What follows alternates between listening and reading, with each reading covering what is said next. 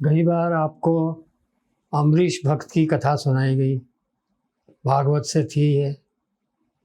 अब आज आपको सरल धर्म में आगे बताया जाएगा प्रार्थना के संबंध में। कई बार आपको बताया गया था कि अम्बरीश ने कौन से वैज्ञानिक सिद्धांतों पर आधारित प्रार्थना की थी जिससे ऋषि दुर्वासा की जलन शांत हुई। सुदर्शन चक्र याद है आपको, पीछे पड़ गया था। वो साइंटिफिक सिद्धांत आपको बताए गए थे। आगे और प्रार्थना पे सिद्धांत बताए जाएंगे। थोड़ा सा दुर्वासा जी के बारे में भी सुन लीजिए। वास्तव में जो आपको अमृत चरित सुनाया गया वो दुर्वासा के मुंह के खाने की कहानी है। इनको मुंह की क्यों खानी पड़ी? हुआ ये है कि कदली नाम की एक कन्या थी, बहुत बड़े ऋषि की कन्या थी। उसने जिद पकड़ ली कि मैं शादी करूं तो दुर्वासा ऋषि से करूं। उसके पिताजी ने कहा भाई जग जाहिर है, उनका गुस्सा कहाँ जाएगी तू, और तेरा भी स्वभाव बहुत अच्छा नहीं है, तू भी जली कटी बोलती है हरदम, तुम्हारा मैच हो ही नहीं सकता, तुम्हारा संबंध निभ ही नहीं सकता। वो जिद पकड़ ली। बेचारे पिताजी मजबूर होके गए दुर्वासा के द्वारे। दुर्वासा ने कहा देखो आपको मेरा स्वभाव पता है। बोले मेरे को सब पता है, लेकिन फिर भी तू कहे कि अभयदान दे या आपकी पुत्री को अपने साथ रखूँगा, प्रेम से रखूँगा। तो साहब मैं बहुत कोशिश करूँगा, लेकिन मेरा स्वभाव ख़राब है। बोले नहीं, स्वभाव पे कंट्रोल रखना। ठीक है, शादी हुई, रहने लगी। अब दोनों ही अपने स्वभाव से लाचार थे। लेकिन कहते हैं, वर्णन यही आता है आपके पुराणों में, कदली का स्वभाव दुर्वासा बेचारों से भी बहुत ज़्यादा गर्म था। हर बात पे जली कटी कहती थी वो। बहुत परेशान रहते वो उससे। ऐसे चलता ही रहा चलता रहा। एक दिन बहुत ही ज़्यादा तर्क आ गए। उन्होंने कहा भाई मेरे अब बस की बात नहीं है, तू बहुत जली कटी कहती है, इसलिए तू जले जा और राख का ढेर बन जा। वो उनकी वाणी तो अमोघ थी, सत्य हो गई, सत्संकल्प थे वो। जल गई। अब इनको बहुत पश्चाताप हुआ, पर क्या है, अब पछताए क्या होते। जब चिड़िया चुग गई खेत, सब कुछ लुट गया। तो जब उनके पिता को पता लगा, वो आए। उन्होंने कहा तुमने ये क्या किया? बोले साहब मैं माफ़ी चाहता हूँ, पर मैंने तो आपको पहले ही बता दिया था कि मेरा स्वभाव ख़राब है, मैं शादी नहीं करना चाह रहा था, आपने ही पीछे पड़ के शादी करवाई। बोले वो सब ठीक था, लेकिन तुमने उसको मारा क्यों? तुम मेरे पास छोड़ देता इसको, आगे त्याग देता, मुझे बताता, मैं समझाता इसको ये बहुत ख़राब किया है, तेरा अपयश होगा। ठीक है, इसी के कारण दुर्वासा के साथ जो हुआ, सदर्शन से पीछे पड़ा, वो इसी के कारण हुआ था। अब हम आपको बताएंगे प्रार्थना कैसे की जाए।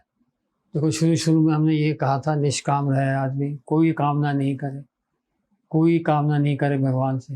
भगवान से कुछ नहीं मांगे। मांगे तो भगवान से, भगवान के दर्शन मांगे, उनका आनंद मांगे, उनकी सेवा मांगे, लेकिन धरती का सामान नहीं मांगे, मटीरियल जगत की कोई चीज़ नहीं मांगे। परंतु ये कहना तो आसान है, जब तक आप और हम मायातीत नहीं हो जाते, अर्थात जब तक हमें ज्ञान नहीं हो जाता कि हम ये शरीर नहीं है, शरीर में रहने वाले शरीर ही हैं, आत्मा है, तब तक हम मांगेंगे ही मांगेंगे। बेटा बीमार हो गया, मांगेंगे भाई कुछ ठीक करने के जुगाड़ बैठाएंगे। नौकरी नहीं है, रोज़गार नहीं है, उसके लिए भी कोशिश करेंगे ही। तो ऐसे बहुत सख्त ज़रूरत हो तो प्रार्थना की जा सकती है। अब आपको बताएंगे प्रार्थना कौन सी सफल होती है और कौन सी प्रार्थना के फल मिलता है। अम्बरीश वाले चरित्र में आपको बताया गया, अम्बरीश हर जगह भगवान देखते थे, हर जगह, हर स्थान में, हर व्यक्ति में, हर प्राणी में।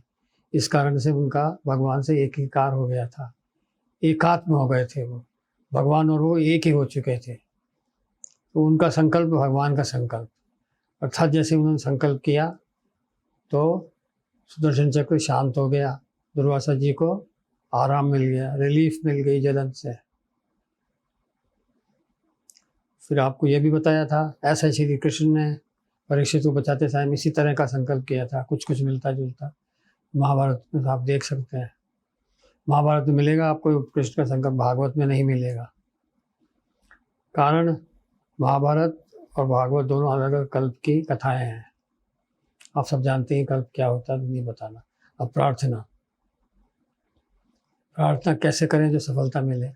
सबसे पहले तो निश्चित करें कि हम किससे प्रार्थना करें। प्रार्थना भगवान की होती है। भगवान से मेरा मतलब है वह है सर्वशक्तिमान, जिसने सारे संसार की जगत की रचना की है, जो सारे जगत में खुद विद्यमान है, सारे जगत का पालन करता है, और जब उसकी मन चाहता है, समय समाप्त हो जाता है, तब उसको प्रलय कर देते हैं और सारे प्रत्येक जीव को उसके प्रत्येक कर्म का फल भुगताते हैं। ये हैं भगवान। ये भगवान के कई रूप हैं। इसके अलावा हैं देवता, पितृलोक के रहने वाले आपके और हमारे पितरगण, यक्ष, दानव। जी, दानव भी प्रार्थना सुनते हैं। यक्ष, भूत, प्रेत, ये सब भी मनोकामना पूरी कर सकते हैं। तो इनमें से जिसकी भी पूजा आप कर रहे हो आपके ऊपर है, परंतु ये माने कि ये मेरी प्रार्थना और मनोकामना पूरी करने में सक्षम है, जिसकी मैं सेवा पूजा कर रहा हूँ। ठीक, तो किसी भी करें, चाहे भगवान की करें, चाहे देवता आदि की करें। अब देवता आदि यक्ष भूतों की पूजा में क्या दिक्कत है वो आपको पहले बता दें, उसके बाद आपको मर्जी हो तो करें या ना करें, फल तो मिल सकता है। पहला, देवताओं के पास, यक्षों के पास, भूत प्रेतों के पास, या कोई मान लो बहुत योगी सन्यासी है, तगड़ा सिद्धि वाला है, उसको जो भी शक्ति मिली है भगवान ने दी है, और भगवान जो प्रदत्त करते हैं वो ही फल मिलता है। निश्चय भगवान का ही होता है। तो आप सोच रहे हो आप पूजा कर रहे हो भगवान की, उसकी देवता की, लेकिन हो रही है वो भगवान की।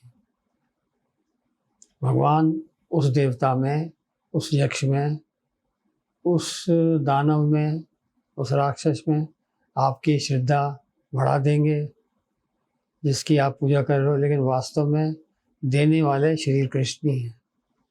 इसलिए बहुत अच्छा है कि असली सर्वशक्तिमान से ही मांग करें। सर्वशक्तिमान में जो सब कुछ दे सकता है। जैसे कि आपको बिजली चाहिए तो पावर हाउस से लेके आइए, अप्लाई कीजिए, एप्लीकेशन दीजिए। किसी पड़ोसी में इलीगल ढंग से तार मत डालिए पड़ोसी के, या रास्ते में जाती हुई सड़क पर बिजली में तार मत डालें, ऐसा लेना इलीगल है। तो ऐसा ना करके सीधे भगवान से ही करें तो बेस्ट है। तो फिर भी आप देवता भी करना चाहते हैं तो करें, परंतु एक बात जान लें, ये जो फल देते हैं वो अनित्य नहीं होता। क्यों नहीं होता? ये खुद ही अनित्य नहीं है तो आपको अनित्य फल क्या देंगे? ये जो फल देंगे वो नित्य ही होगा। ठीक है।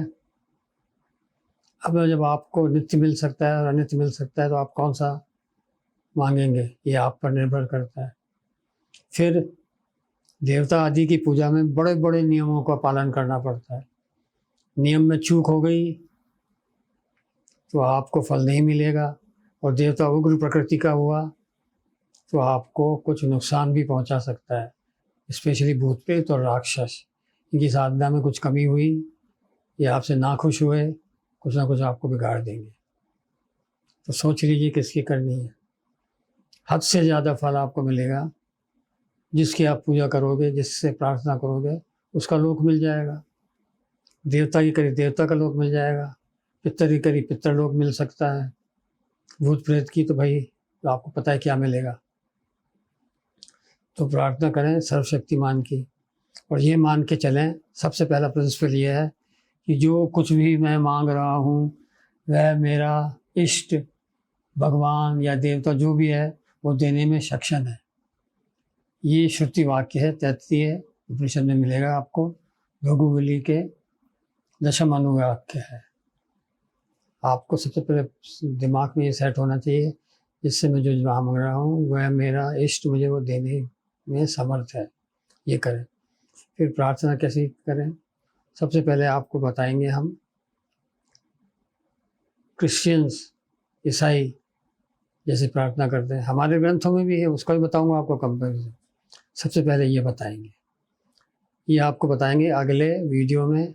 तब तक के लिए योगेश स्वामी आपसे आज्ञा लेता है, फिर मिलेंगे। हरे कृष्ण। हरे राम राम राम राम हरे हरे, हरे कृष्ण कृष्ण कृष्ण हरे हरे।